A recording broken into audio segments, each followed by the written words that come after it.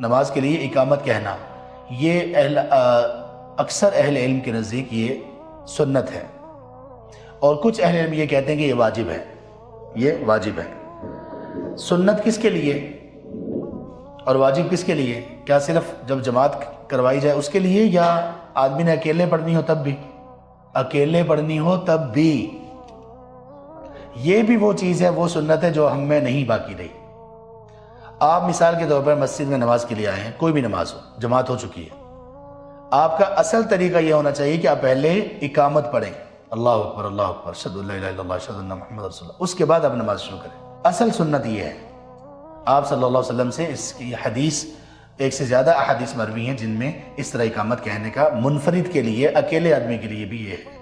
اور دوسرا اس کا فائدہ یہ بھی ہوگا کہ آپ نے نماز شروع کر دی، کوئی اور بندہ آ کر آپ کے ساتھ نماز کے لیے کھڑا ہو جاتا ہے تو وہ جماعت اس کی ہو جائے گی۔ اگرچہ اقامت کے بغیر بھی آپ نے نماز شروع کی، کوئی دوسرا آ کر آپ کے ساتھ مل گیا تو نماز اس طرح سے بھی ہو سکتی ہے۔